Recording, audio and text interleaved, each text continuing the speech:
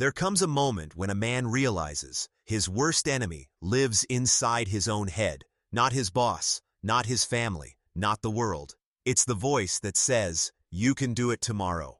This book isn't about motivation. It's about domination of self. It's about building a mind so focused, so unbreakable, that even chaos bows in silence. This is not for the average. This is for those who are ready to kill their weakness, burn their excuses, and become something the world fears, a man in complete control of his focus. Welcome to the Discipline Code. Most men spend their entire lives chasing focus, as if it were some mystical state, a moment of divine clarity reserved for the chosen few. They look for it in productivity apps, motivational speeches, YouTube videos, and caffeine rituals. They think discipline is a formula, when in truth, it's a war. And the first thing every man must understand before he can ever win that war is this: the enemy is not out there, it is within. Every man carries a parasite in his mind. It whispers in soft tones, shaping your actions through comfort. It doesn't scream. It negotiates. It tells you you've done enough today. It tells you to rest because you deserve it. It convinces you that tomorrow will be a better day to start. And every time you believe it, that parasite grows stronger. You don't lose your focus because you are lazy. You lose it because you've allowed an internal voice to control your decisions more than your principles. That voice, the enemy within, is the architect of mediocrity. It loves distraction. It feeds on hesitation. It thrives when you open your phone every 10 minutes to check messages or scroll endlessly through nothing. It wants your dopamine high and your mission low. It doesn't want you to be dangerous, decisive, or calm under chaos. It wants you dependent, reactive, emotional. Because the moment you act without discipline, you become a slave to impulse. And impulse is the easiest master to obey. The great tragedy of the modern man is not that he is weak, but that he believes weakness is normal. Society tells you to be balanced, to take it easy, to not overwork, to enjoy the moment. These words sound noble, but they're the language of decay when taken without wisdom. Balance means nothing when you haven't yet earned the right to rest. You cannot relax into softness when you have not yet fought through hardness. The enemy within hides behind the language of comfort and disguises cowardice as self-care. True focus doesn't begin with effort. It begins with clarity. What are you at war with? Distraction, procrastination, indecision. None of those are the true opponents. They're merely symptoms. The true opponent is your own untrained mind. Focus is not a gift of willpower. It's the byproduct of an internal structure, a set of codes you live by even when you don't feel like it. That's what the disciplined man understands. He doesn't rely on feelings to take action. He relies on code. When you wake up each morning, two versions of yourself rise with you. The first is the operator, the one that knows exactly what must be done. The second is the negotiator, the one that makes excuses. The operator speaks truth quietly. The negotiator speaks comfort loudly. And every day, you must decide which voice you will feed. Feed the operator, and your mind becomes sharper. Feed the negotiator, and your mind becomes weaker. This war is not fought once. It is fought every day, every hour, every decision. Focus dies where clarity is missing. A man who doesn't know his mission will always fall prey to distraction, because distraction only exists in the absence of direction. The enemy within will whisper, "Scroll for a few minutes. Reply to that text. You're tired. Take a break," because it knows you have nothing more powerful than that to say no for.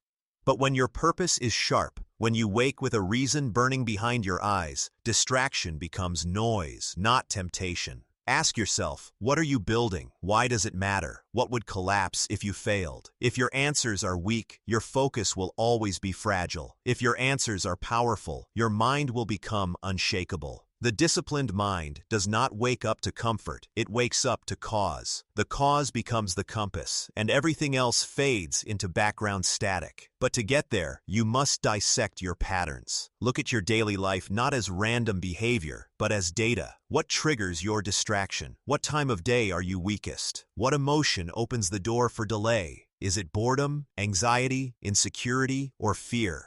Name your weakness like an enemy soldier. Study it, because if you cannot measure your behavior, you cannot master it. The enemy within hides best in the unobserved corners of your day. The moments you justify, the minutes you waste, the hours you cannot account for.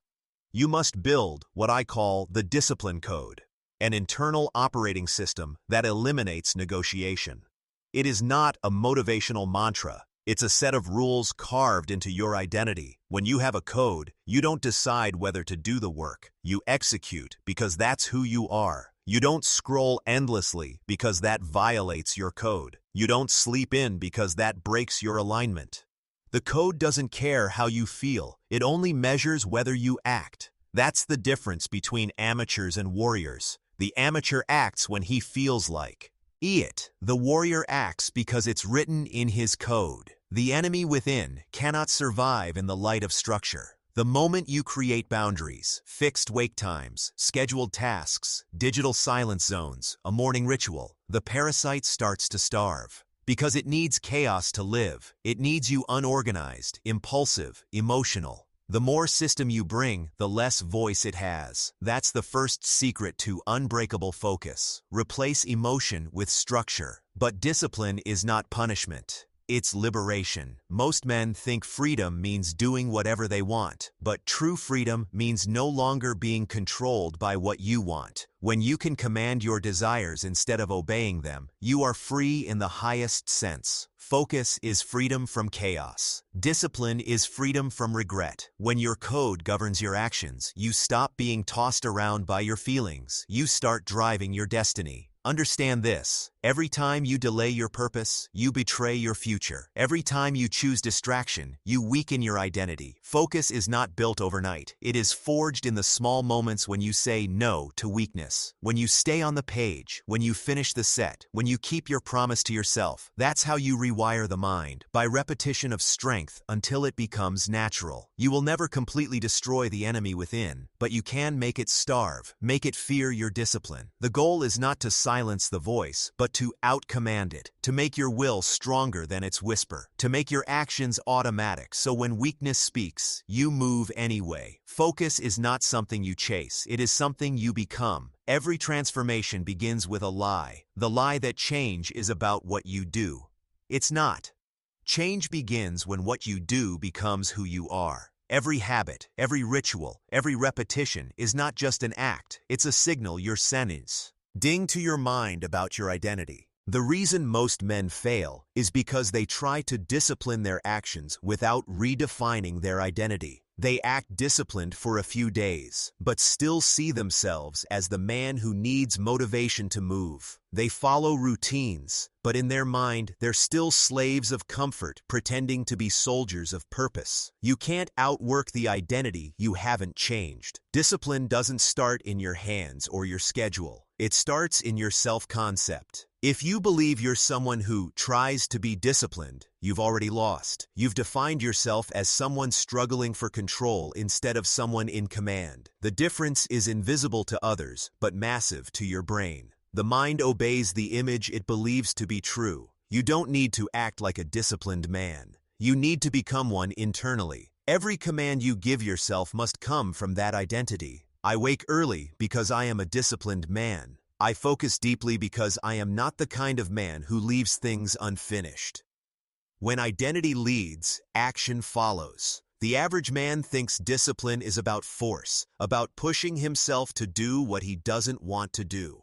But the master understands that discipline is alignment. Alignment between who you claim to be and what you actually do. The suffering you feel in undisciplined moments is not from failure, it's from the fracture between your action and your identity. The undisciplined man says, "I should go to the gym." The disciplined man simply goes, because that's his baseline. The moment you stop negotiating with yourself, you begin to merge thought and action. And that's where power lives. Let's strip this to its essence. Every action you take either strengthens or weakens your identity. Every time you do something aligned with your code, waking on time, completing your routine, saying no to distraction, you deposit a vote in the identity of the disciplined man. Every time you break that code, you feed the old self. You can't erase the old self overnight, but you can starve it with action. The man you want to be is built through thousands of silent votes you cast with your behavior when no one is watching. That's the real battlefield, not out there, but inside you, in every choice between your comfort and your code. But this requires one critical thing most people never develop: self-respect through consistency. You cannot build respect for yourself by lying to your word. Every time you promise yourself something and break it, you teach your subconscious that your word means nothing. You become a man whose own mind doesn't take him seriously. That is why your focus dies, not because you lack energy or tools, but because deep down, you no longer believe your own commands. Self-discipline begins the moment you decide your word is law. From that point forward, if you say it, it's done. Whether it's raining, whether you feel like it, whether you're tired or not, you obey your word like a soldier obeys his commander. In the modern world, men treat their emotions like gods and their words like suggestions. That inversion kills focus. Your emotions are chemical weather. Your word is your climate. Emotions shift by the hour. Your word must remain constant. That's how you build a disciplined identity. You stop moving according to feelings. You move according to decisions. When a man starts acting from decision instead of desire, he becomes unstoppable, because decision is the birth of structure. Once a decision is made, emotion becomes irrelevant. The code of action begins when you remove one dangerous word from your vocabulary: maybe. Maybe is the death of progress. It keeps the door open for weakness to walk in. Maybe tomorrow, maybe later, maybe next time. Delete that word. Replace it with must. I must train today. I must complete this project. I must control my mind. The difference between maybe and must is the difference between a wanderer and a warrior. The disciplined man doesn't try, he executes. But let's be clear. This is not about perfection, it's about alignment. You will stumble, you will break your own rules. The weak man collapses under that guilt and calls himself a failure. The disciplined man studies the failure, extracts the lesson, and reaffirms the code. Failure doesn't destroy him, it refines him, because he understands that the goal isn't to never fall, it's to never fall for the same reason twice. Discipline is a continuous recalibration, not a one-time victory. Every failure is feedback on how much tighter your system needs to become. Your environment, too, must bow to your code. Don't rely on willpower alone. Structure your surroundings to serve your identity. If your desk is cluttered, your mind will be too. If your phone is near you, your focus will fracture. The disciplined man engineers his world to make excellence the default, not the exception. He doesn't hope to resist temptation. He removes it from his field. He doesn't hope to wake early. He prepares his night for it. Every small structure is an act of self-respect. Every detail you manage is another layer of armor against chaos. Understand this truth. Discipline becomes effortless when it becomes identity. The first phase is resistance, where every action feels like friction. The second phase is repetition, where the new pattern begins to take shape. The third phase is identity, where the act is no longer an effort but a reflection of who you are. When you reach that level, you stop trying to be disciplined. You simply are. It's the natural expression of your structure. That's what separates the initiated from the uninitiated. The disciplined man doesn't need motivation because his mind runs on command. You will know you've crossed that threshold when you no longer admire discipline. You expect it from yourself. When laziness feels like betrayal, not relief. When comfort feels like poison, not pleasure.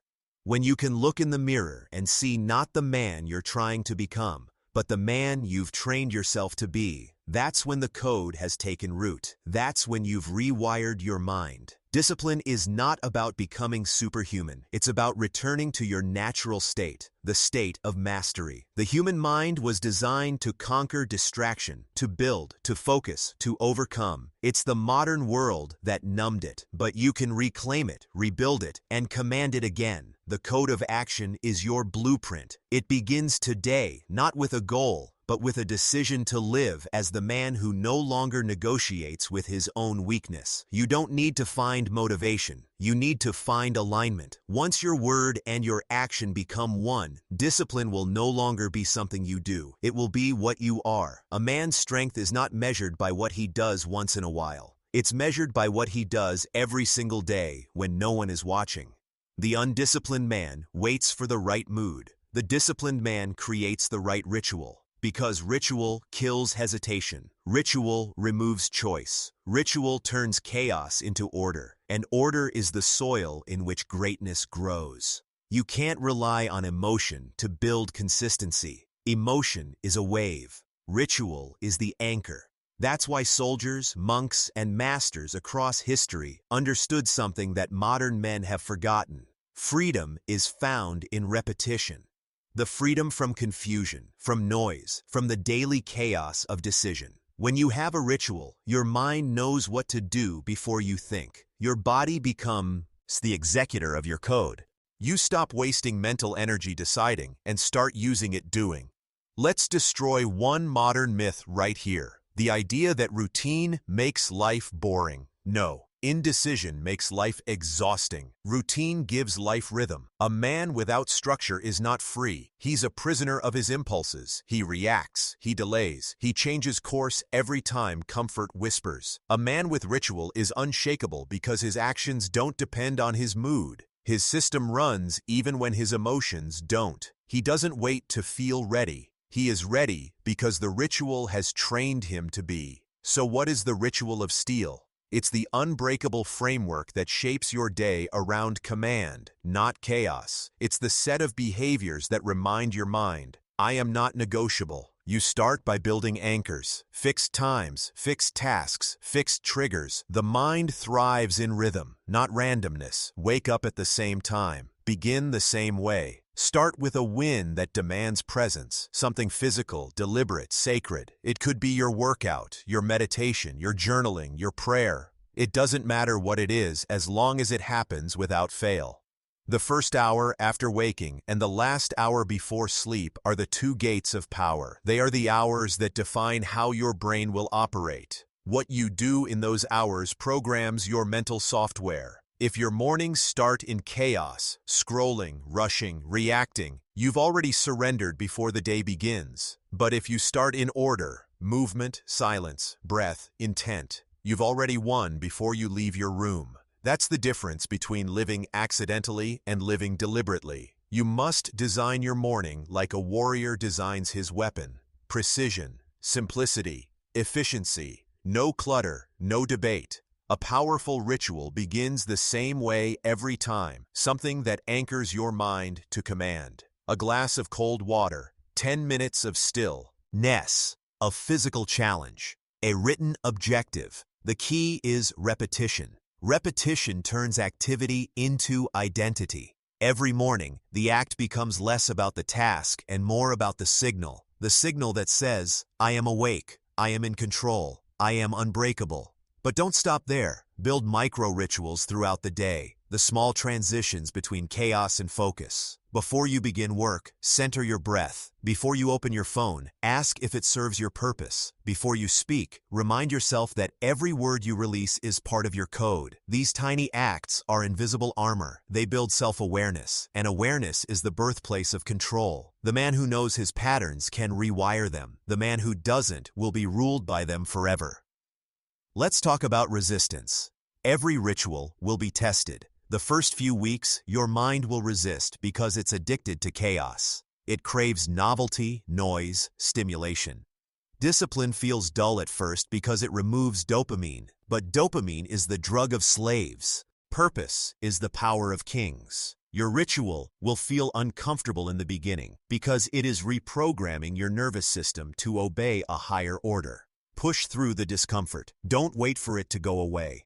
Build through it. That's how your nervous system learns obedience. Your ritual must be hard enough to demand respect, but simple enough to repeat forever. Complicated systems collapse under pressure. Simplicity endures. A few sacred acts performed daily with precision will do more for your discipline than 100 motivational hacks. Do not underestimate the power of small repetitions. The monk doesn't reach mastery by seeking new practices. He reaches mastery by perfecting one practice for decades. That's the ritual of steel, the patient, relentless refinement of self through repetition. You must also ritualize your evening. Discipline doesn't end when the sun sets, it resets. The last hour of your day determines whether your next day begins with chaos or control. End every night with reflection. Audit your day. Ask yourself 3 questions. 1. Did I live by my code today? 2. Where did weakness enter? 3. What will I correct tomorrow? Write your answers. Writing locks accountability into memory. Every night you reflect, you're sharpening your blade. Every night you reset, you're reminding your mind that the mission never ends, it only evolves. Here's the truth most men will never accept. Ritual is sacred. It's not just habit, it's ceremony. When you rise early, when you train, when you push through fatigue, you are not just doing tasks, you are honoring yourself. Discipline is self-respect in motion. Every repetition is a declaration that says, I am worth obeying. Most people think self-love means softness. It doesn't. Real self-love is respect, and respect is built through repetition of strength. Your ritual must not depend on success or failure. You follow it even when you fail, even when you doubt, even when you lose, because the ritual is the proof of faith. The disciplined man doesn't worship results, he worships process. The ritual is his prayer, the repetition is his proof. That's why his focus endures when others collapse. He's not chasing motivation, he's embodying mastery. And when you finally master your ritual, when you can perform it in silence, with precision, with no audience and no applause, you'll discover something terrifying and beautiful. The world slows down for you. You stop chasing time. Time begins to obey you. Your mind becomes a fortress. Your habits become armor, and your actions become effortless because your code has merged with your instinct. The ritual of steel is not about doing more. It's about doing right. It's not about being busy. It's about being aligned. When you learn to live your day as a series of sacred repetitions, you stop needing permission to be great. Your excellence becomes inevitable because you've built the system that guarantees it. The man who has a ritual is unbreakable because his strength is no longer emotional. It is structural. His focus is no longer a feeling. It is a function. He doesn't wonder if he will win. His ritual makes it unavoidable. So remember this. The world breaks men who don't have a rhythm. The disciplined man builds his own rhythm and marches to it relentlessly. Every sunrise, every repetition, every breath. That is how the mind of steel is forged. Pain is not your enemy. It's your most honest teacher. The reason most men never rise is not because they fail. It's because they run. Every time they feel discomfort, they retreat. Every time the burn starts, they quit. Every time life gets heavy, they search for a shortcut. They don't understand that greatness and pain are the same address. Every great man in history, soldier, artist, philosopher, leader, had to bleed for the clarity that made him different. But the modern man avoids pain as if it were poison, never realizing that it was the antidote to weakness all along. Pain is information. It tells you exactly where your limits are, and therefore where your growth begins. It's the flashing signal that says, here lies your threshold. Every time you step into discomfort willingly, you expand that threshold. Every time you pull back, it shrinks. The size of your life will always equal the size of your tolerance for discomfort. The stronger your relationship with pain, the greater your focus, because focus is forged where comfort dies. You cannot train your attention in softness. You train it in resistance. The mind is a muscle, and just like any muscle, it adapts to stress. Pain is the resistance weight of the mind. Every rep you take inside discomfort builds the neural fiber of discipline. Every moment you hold your line, when your body screams for rest, your brain rewires itself to endure more. This is not philosophy, it's neurobiology. Pain tolerance and focus share the same circuitry. If you can't hold physical pain, you won't hold mental focus either. The man who can suffer in silence becomes the man who can think under pressure, lead under chaos, and stand calm when the world collapses. You must lisa timiwabiti. Learn to reframe pain. Stop asking, why is this happening to me? And start asking, what is this making of me? The victim sees pain as punishment. The disciplined man sees it as refinement. Every hardship you endure is carving a sharper edge into your soul. The body that aches from effort, the heart that hurts from discipline, the mind that struggles to stay awake through the grind, all of it is the forge. The heat is not here to destroy you, it's here to melt away what's not pure. Let's destroy another lie. Comfort does not make you happy. It makes you numb. The more comfort you have, the less alive you feel. Your nervous system craves challenge because it was built to survive chaos, not to scroll endlessly in peace. That's why you feel restless, even when everything seems fine. Your mind is decaying in the absence of resistance. Pain brings you back to life. It sharpens awareness. It pulls you into the present. It makes you feel the weight of existence again. And through that intensity, you find truth. The pain protocol is simple, but brutal. Every day, do something that breaks your comfort. Wake up earlier than you want to. Take a cold shower when your body screams no. Push your last rep when your muscles beg to stop. Speak your truth when silence feels safer. Stand in the tension. Suffer on purpose. These moments recalibrate your nervous system. They teach your brain that pain is not death. They teach your mind that discomfort is not danger. The more you voluntarily suffer, the less power involuntary suffering will have over you. That is the paradox of mental strength. You master pain by walking into it.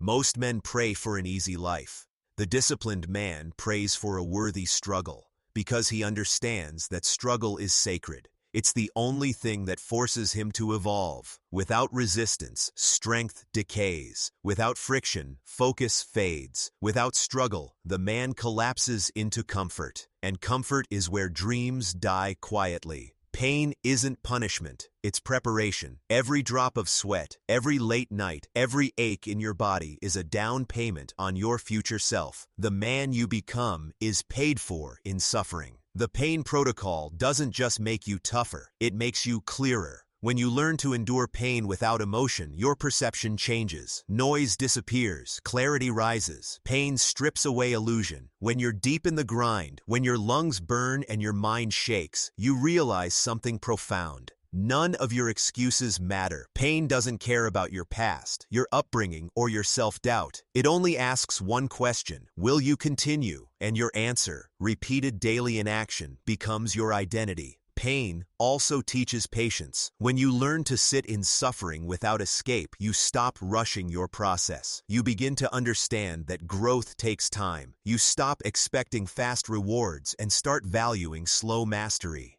Pain humbles you into consistency. It removes the ego that demands comfort now and replaces it with the soul that can wait for victory. That's how pain turns into focus. It slows your world down until only one thing matters: the next breath, the next step, the next moment of effort. But there's another level: emotional pain, the betrayal, the loss, the humiliation, and the regret. Most men drown in these experiences because they resist them. They try to escape through distractions, addictions, or blame. The disciplined man absorbs them. He sits in silence and studies his own heartbreak. He lets it burn him until it reveals what's real. Emotional pain, when embraced, becomes spiritual muscle. It teaches detachment, humility, and presence. You cannot lead others until you've learned to lead yourself through your own suffering. Understand this: the pain protocol is not about becoming a masochist. It's about becoming a master. You don't chase pain, you accept it when it arrives, and you create small doses when life gets too easy. You use it as fuel, not fear.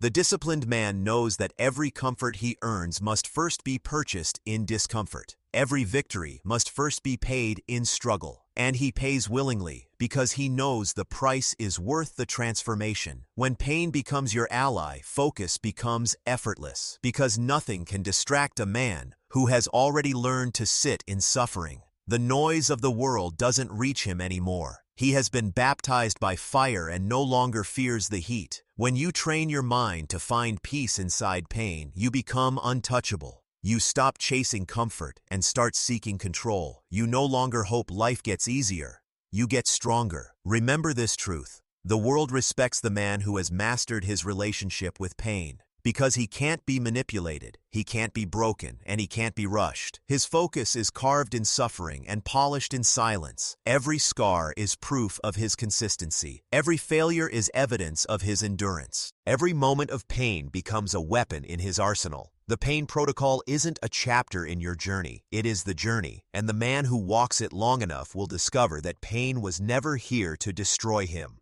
It was here to reveal the steel that was always inside him.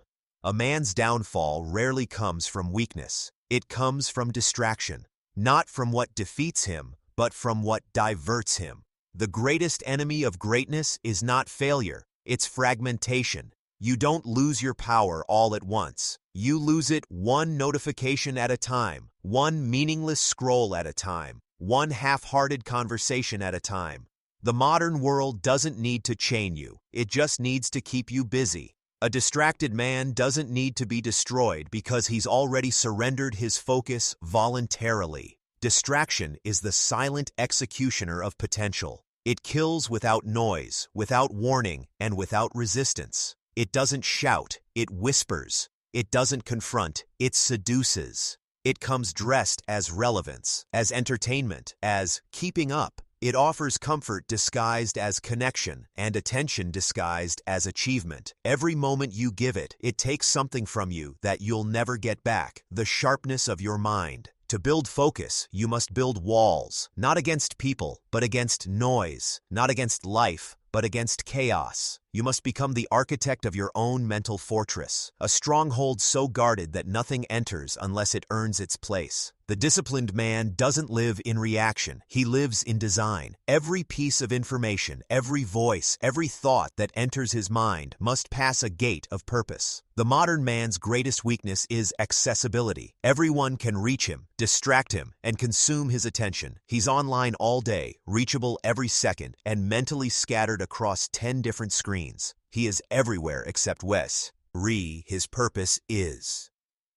The disciplined man reverses this. He becomes unreachable to nonsense. He vanishes from the noise and appears only in execution. His phone is silent, his workspace sacred, his time guarded like treasure. Because he understands that attention is currency and distraction is debt. The more attention you spend on nonsense, the poorer your future becomes. So, how do you build the fortress mind? You begin with borders. You decide who and what gets access to your attention. You eliminate open access to your mental energy. You schedule your focus like sacred prayer. Time slots when nothing interrupts you. Not messages, not calls, not impulses. You treat your attention like oxygen, finite, precious, and non-renewable. Every fortress begins with a gate, and every gate requires a guard. You are the guard. Your awareness is your sword. The moment you let just anything enter your mind, you've already been breached. Ask yourself this: how much of what you consume actually contributes to your code? How much of your scrolling, talking, and watching builds your discipline? Every time you let useless information in, you add noise to your inner world. A fortress cannot stand when the gates are open to the enemy. Silence is the foundation of focus. The mind cannot sharpen itself in noise. That's why the greatest thinkers, warriors, and builders of history all valued solitude, not because they hated people, but because they understood clarity lives in quiet. The modern man fears silence because it confronts him with himself. The disciplined man embraces silence because that's where his commands are written. The fortress mind requires solitude, the way a sword requires fire, to be reforged, focused, purified. You must also eliminate digital decay. The endless scroll is not harmless, it's hypnosis. Every swipe trains your brain to crave novelty, not depth. Every notification trains your focus to fragment, not sustain. If you want to build an unbreakable mind, you must detox from the digital world like a recovering addict. Turn off every notification, delete the apps that own your dopamine, replace consumption with creation, stop reacting to the world, start building your own. Every hour reclaimed from distraction is another brick in your mental wall. Focus is not just about exclusion, it's about direction. When your mind knows what it's guarding, it becomes stronger. Every morning, before you begin, set your mental compass. What is my mission today? Write it, see it, obey it. That one act anchors your attention. It gives your mind a North Star to orbit around. A fortress is useless if it guards nothing.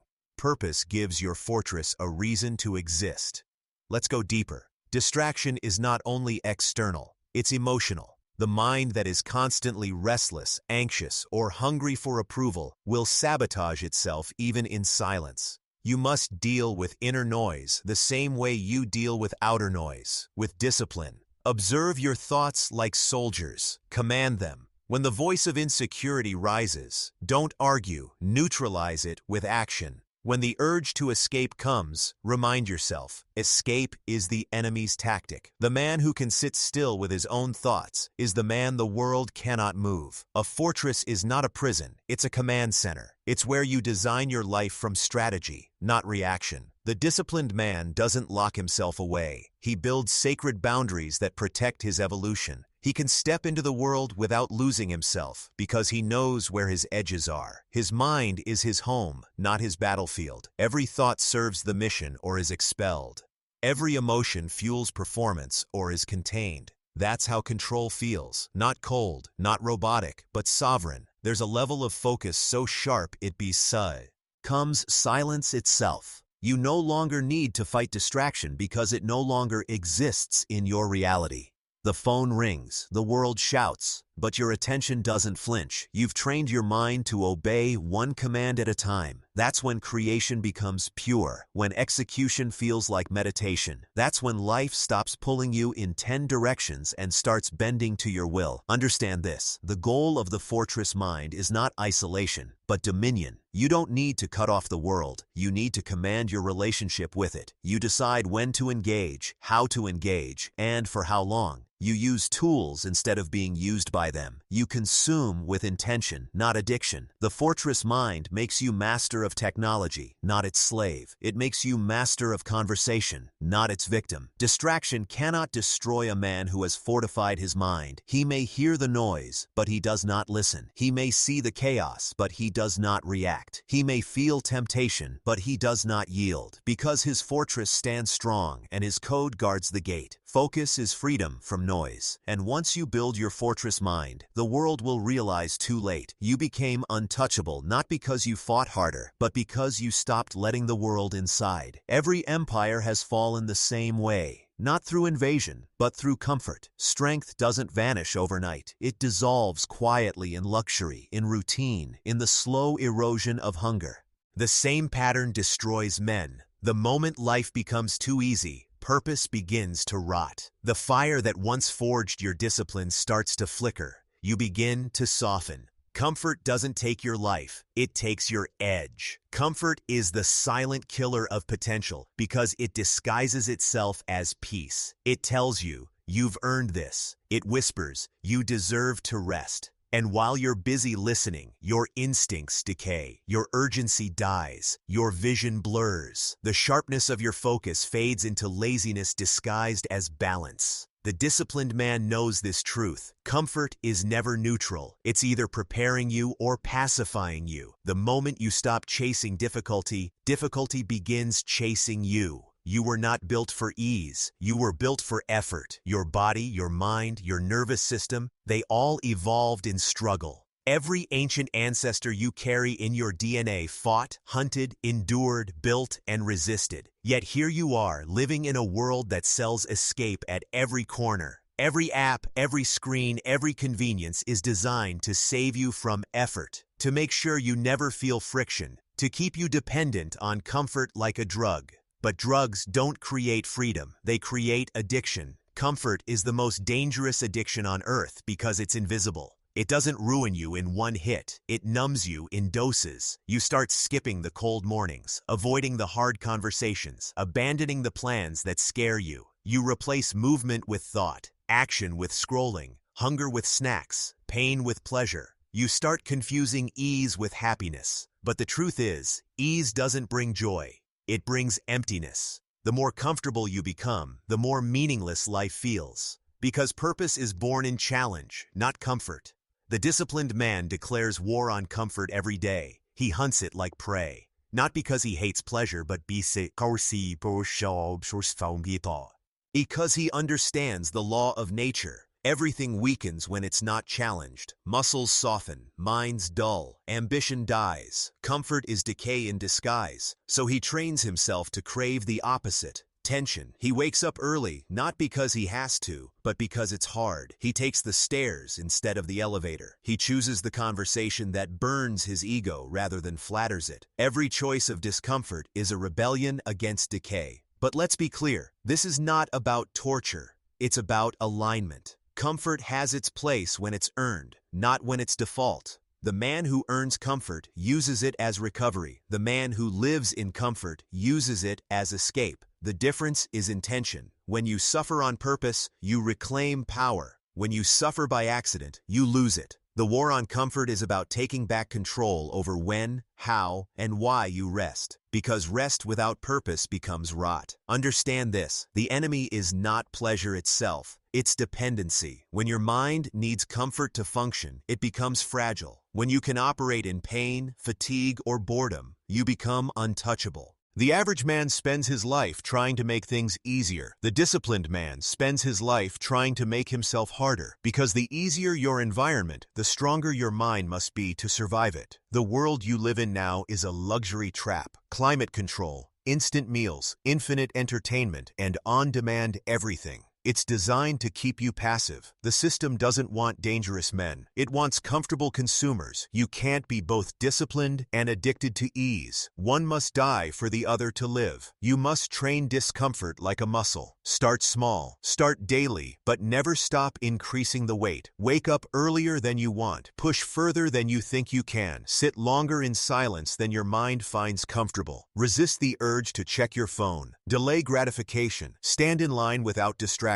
Say no to the easy path once a day. Each act may seem small, but together they hardwire dominance. Discipline grows in the soil of discomfort. Every day you endure, your threshold expands. Every time you choose pain over pleasure, you upgrade your psychology. There will be moments when your mind screams, "Why am I doing this?" And in those moments, you must remember, you're not doing it to look strong, you're doing it to become strong.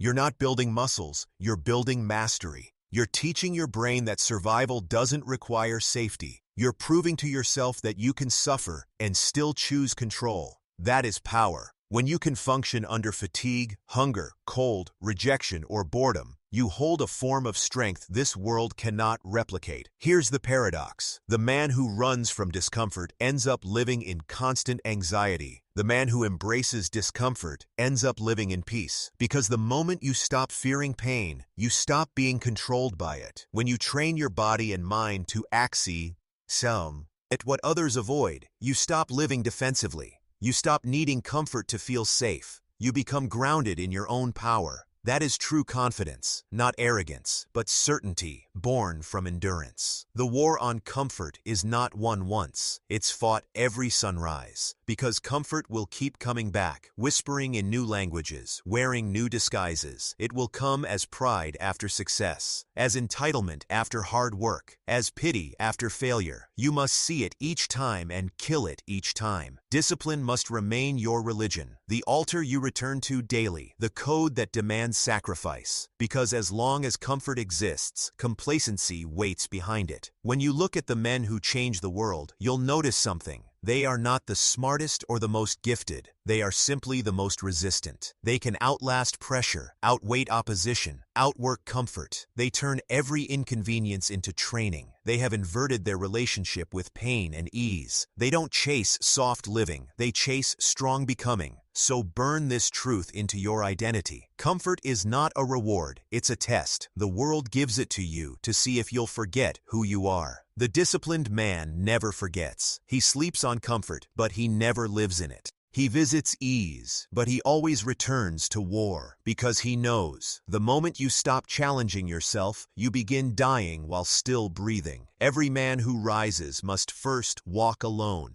Not because loneliness is noble, but because it's necessary. The world cannot hear you while you are becoming. Noise and validation belong to those still seeking themselves. Silence belongs to the few who are shaping themselves into something unrecognizable. Solitude is not exile, it's the forge, the place where the weak dissolve and the strong emerge. But here's the truth few admit. Solitude is terrifying. It strips you bare. It takes away your distractions, your mirrors, your noise. It forces you to meet the one person you've avoided your entire life, yourself. In solitude, you can no longer pretend. The lies you told to fit in, the masks you wore to impress, the excuses you used to protect your comfort, they all echo back at you until you face them or break. That's why most men run from solitude. They confuse peace with emptiness because they've never learned how to be alone without being lonely.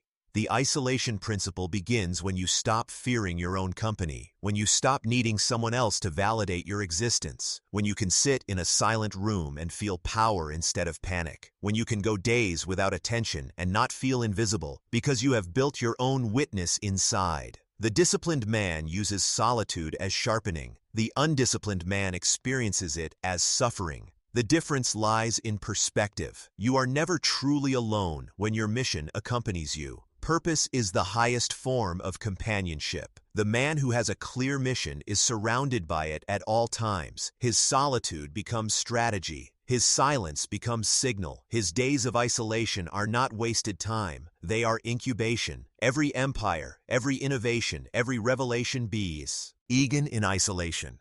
Before the applause came the silence. Before the discovery came the doubt. The disciplined man doesn't fear solitude because he knows it's the toll gate to greatness. But solitude is not just absence, it is amplification. It amplifies your inner voice, your fears, your desires, your weaknesses. It shows you where your code still cracks. That's why solitude must be structured. Isolation without purpose becomes despair. Isolation with purpose becomes evolution. The disciplined man designs his solitude. He doesn't drift into it. He chooses it. He fills it with reading, writing, training, creating, and reflection. Every moment alone becomes an investment in clarity. If you cannot sit alone, you are not free, because dependency is still dependency, even when it's emotional. Most men need constant noise, the company of people, the glow of screens, the illusion of connection, because silence terrifies them. It reminds them how empty they feel inside. But emptiness isn't something to avoid.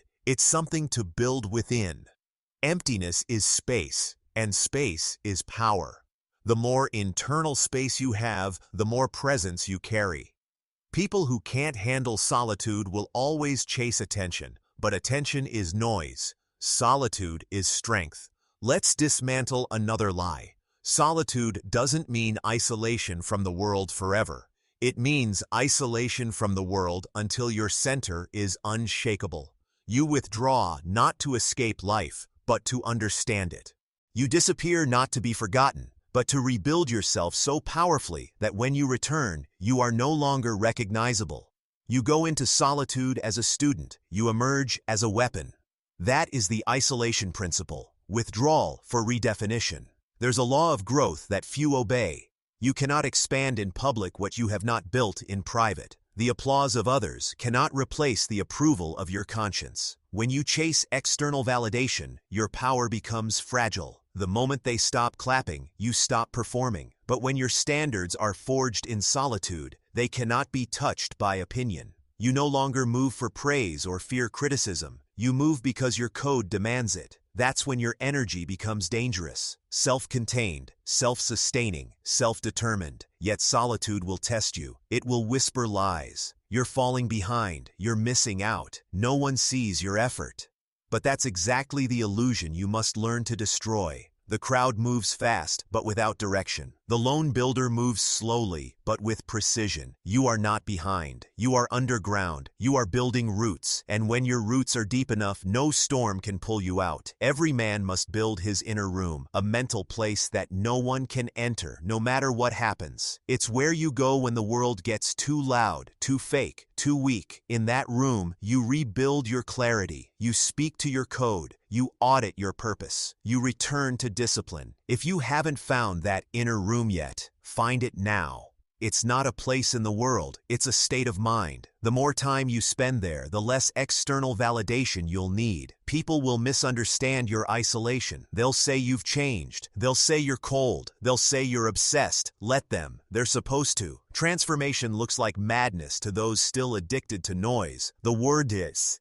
LD will always mock what it doesn't understand. But isolation is not madness. It's metamorphosis. The caterpillar doesn't explain itself to the forest. It enters its cocoon in silence. And when it emerges, it simply flies. The disciplined man's solitude is not sad. It's sacred. He uses it to study his patterns, purge his weaknesses, reset his standards. He uses it to plan while others panic, to train while others sleep, to build while others talk. He doesn't need attention because his mission gives him meaning. That's why his presence later feels magnetic, because solitude charged him. Learn to be alone, not as punishment, but as practice, because solitude trains the mind to operate without applause. It trains your emotions to stay calm when no one watches. It trains your focus to stay loyal when the world forgets you. The man who can thrive in silence can conquer in chaos. In a world addicted to attention, your silence becomes rebellion. In a culture obsessed with validation, your solitude becomes power. And when you finally master it, when you can stand in your own presence and feel whole, you will realize the truth the average man never will. The goal was never to be surrounded by everyone.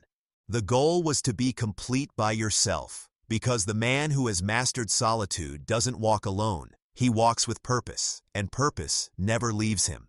Every man wants to be great until he realizes what greatness actually costs. Not pain, not sacrifice, not failure. The true price of mastery is boredom. Repetition is the crucible where discipline either dies or becomes divine. The average man runs from repetition because it feels dull. He wants constant novelty, endless stimulation, the illusion of progress that comes from variety. But the master understands a brutal truth. Boredom is not a barrier. It's the gate. Every time you repeat a skill, a ritual, a routine, you are chiseling another layer of control into your mind. The ordinary man gets tired of the repetition. The disciplined man finds peace inside it. Boredom is the emotional tax of consistency. It's the psychological pain that filters out the weak from the committed. Everyone can perform when things feel new, exciting, or promising, but only the few continue when things feel flat, dull, and invisible. That's the separation point between ambition and discipline, between those who start and those who endure. The human mind craves stimulation because it fears silence. It wants constant feedback, constant movement, constant results. But mastery demands the opposite. Mastery lives in stillness, in endless repetition without visible reward.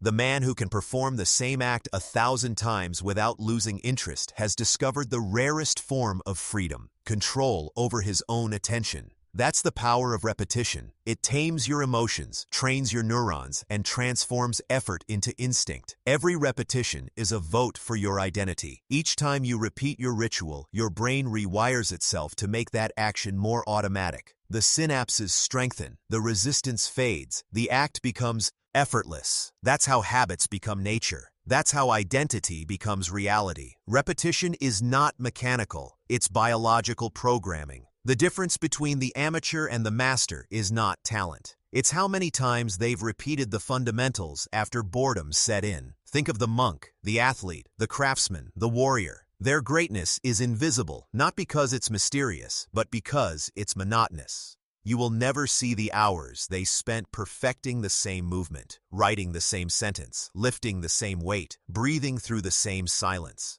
They don't chase excitement, they chase precision, and precision is built through boredom. The master learns to love the repetition because he knows it's the language of excellence. In the modern world, boredom has become unbearable. People can't sit 5 seconds without stimulation. They check their phones between thoughts, switch tabs between ideas, scroll between seconds. Their brains are fractured into fragments. But the disciplined man sees boredom differently. He sees it as a mirror. When you remove noise, what's left? When there's nothing new to distract you, who are you? Boredom exposes your dependency on novelty. It shows you how fragile your focus really is. If you can learn to remain calm and creative inside boredom, you've achieved a level of mental control the world can't imagine. Because boredom is just unoccupied attention, and attention, when owned, becomes power. Let's understand repetition not as drudgery, but as meditation. Every repetition done with intent sharpens the edge. When you repeat an act consciously, you're not just training your body, you're training your awareness. You're teaching your mind to be fully present in the familiar.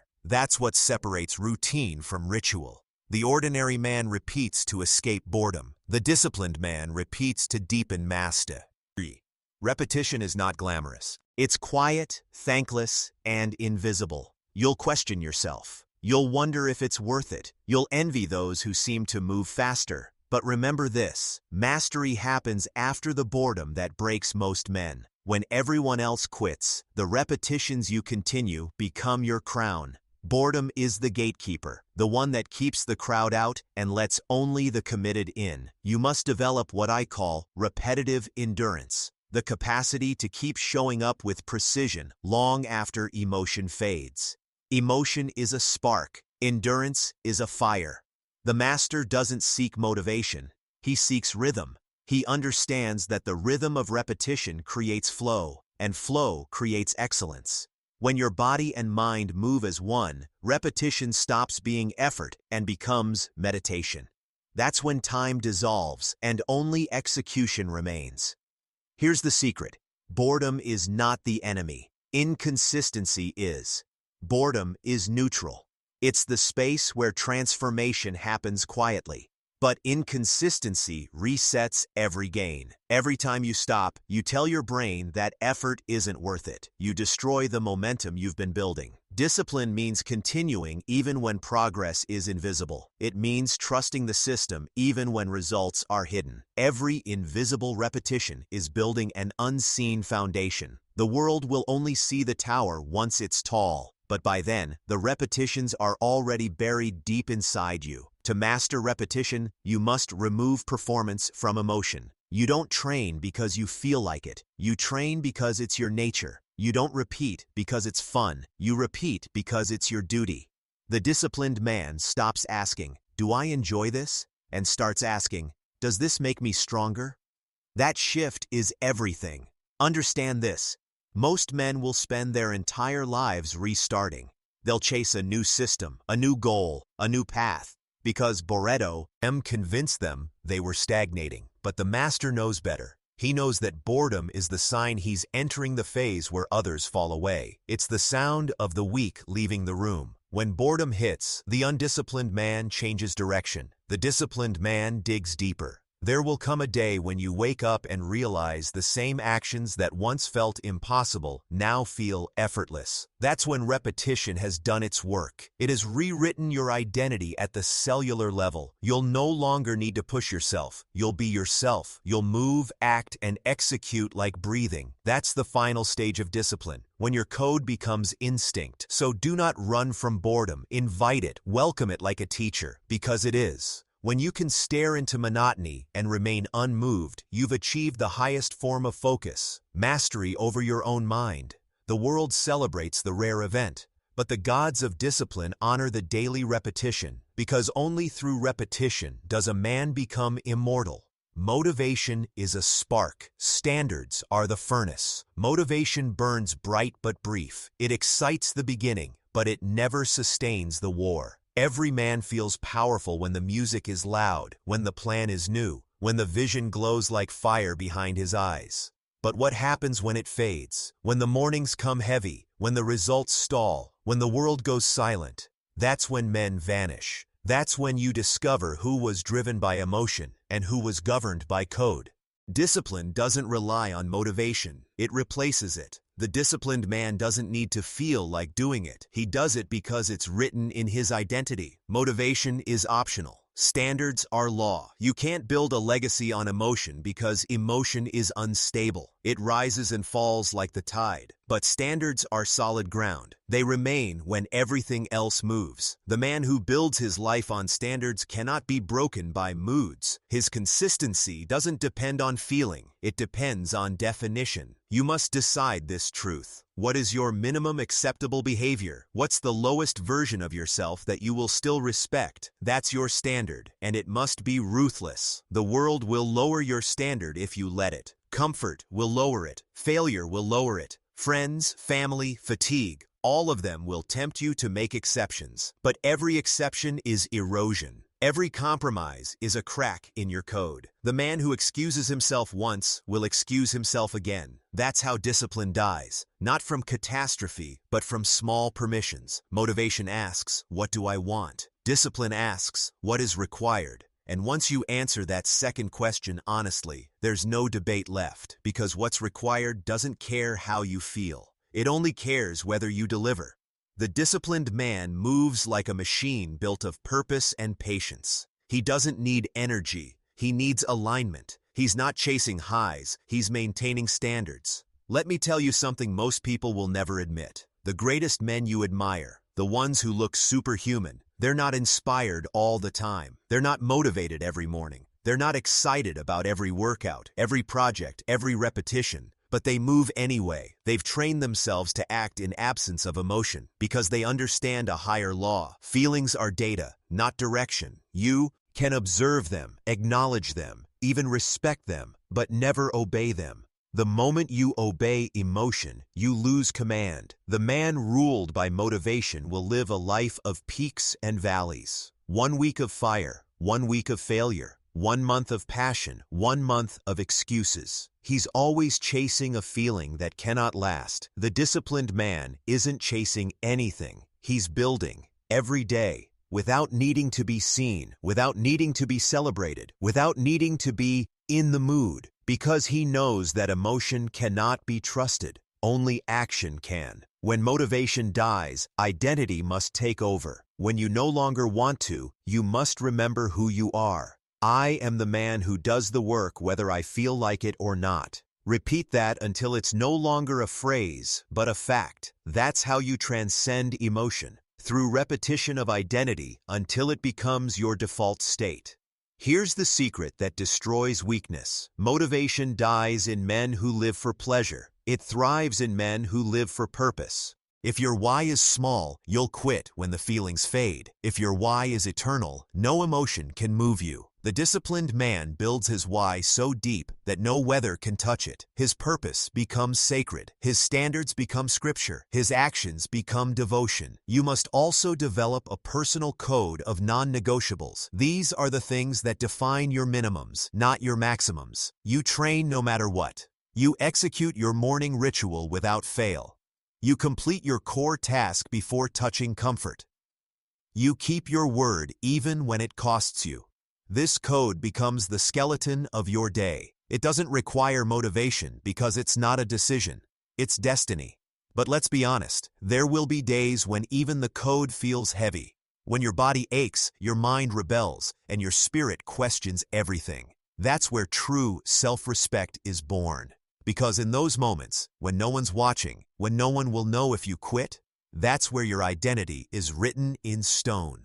The disciplined man finds beauty in those dark moments because he knows if he can command himself here, he can command himself anywhere. The undisciplined man needs pressure to move. The disciplined man creates it himself. He doesn't wait for deadlines, applause, or fear of loss. He imposes his own order. He carries a private standard so high that even when no one expects anything of him, he still performs. That's what separates him. His standard doesn't adjust to circumstance. It doesn't care if he's tired, bored, or broken. The code stands, and he stands with it. Understand this. Motivation is for the beginner. Standard is for the builder. Motivation is how you start. Standard is how you last. Every time you move without feeling, your mind rewires itself for strength. Every time you obey your code without reward, your discipline deepens. When you stop chasing motivation and start enforcing standards, life becomes quieter, simpler,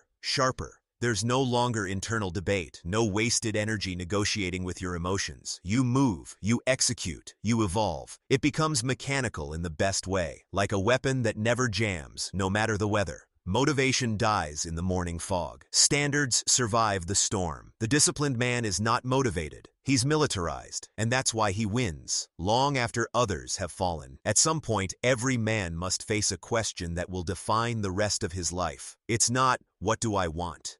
It's not, what am I capable of? It's this, who am I when nothing is left to push me, when the noise fades, when the inspiration dies, when comfort surrounds you, when the applause turns to silence? Who are you then?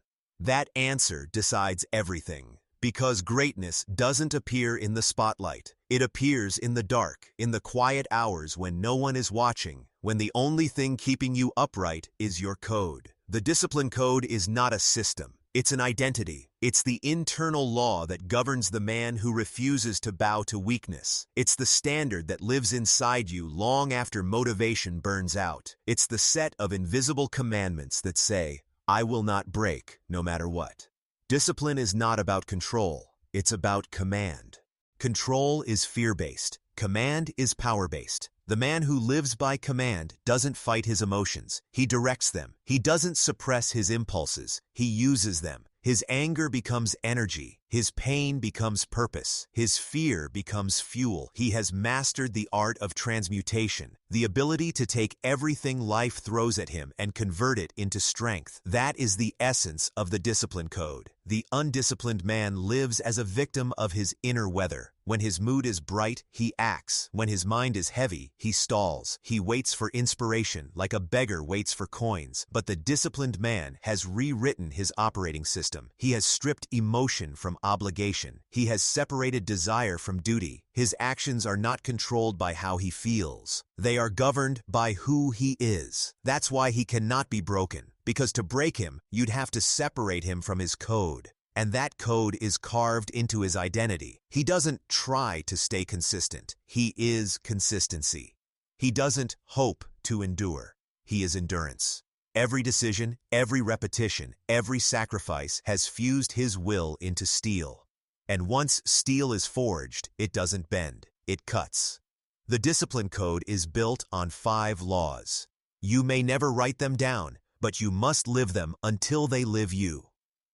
Law 1. Emotion is a tool, not a command. You can feel whatever you must, rage, doubt, sadness, but you do not obey those feelings. You harness them, refine them, and use them. Emotion fuels the disciplined man. It never controls him. Law 2. Action is sacred. Thinking, planning, preparing. All of that is meaningless without execution. A man's worth is not measured by his intention, but by his completion. Every day you act, you reinforce the truth that you are what you do, not what you say. Law 3. Standards over feelings. The world changes, people change, circumstances change. But your code does not. You do what you said you would do, whether or not you feel like it. Consistency builds respect, both from others and from yourself. Law 4. Pain is proof. Every moment of discomfort is evidence that you are evolving. Pain does not mean you're failing. It means you're forming. Each burn, each doubt, each fatigue is the friction that polishes you into precision. Law 5. Purpose above all. You do not chase happiness. You chase meaning, because happiness fades, but meaning fortifies. The disciplined man lives by cause, not comfort. When life collapses around him, his purpose is the anchor that holds. The man who lives by these laws stops chasing motivation because he embodies motion. He doesn't wait to be moved. He moves himself. He becomes the cause of his own momentum. Every day, he rewrites the pattern of his mind. Every morning, he wakes not to comfort, but to command. His routine is not a habit. It's a declaration. His silence is not emptiness. It's energy being weaponized. When you live by the discipline code, you stop asking for an easy life. You stop hoping for soft days. You stop praying for less pressure.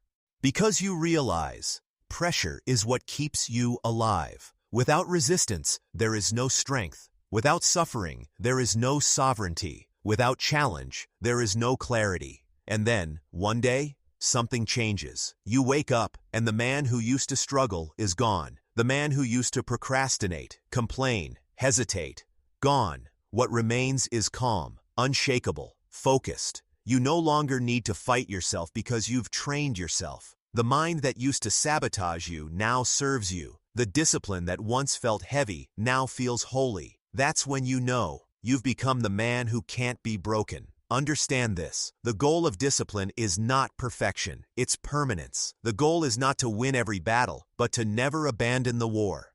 Discipline is the daily decision to stay in the fight, no matter how long it takes. It's the choice to stand up one more time than you fall. It's the ability to move forward with no guarantee, to walk through fire without expecting applause. You are not here to feel ready. You are here to be relentless. You are not here to be motivated. You are here to be inevitable. You are not here to be understood. You are here to be unmovable. The discipline code is not about control over time. It's about mastery over self. The man who has mastered himself needs no permission, no validation, no certainty. He is his own authority. He is his own command. He is his own cause. When you walk through the world with that kind of discipline, something changes in how people look at you. They sense it, that calm edge, that quiet presence, that unspoken power.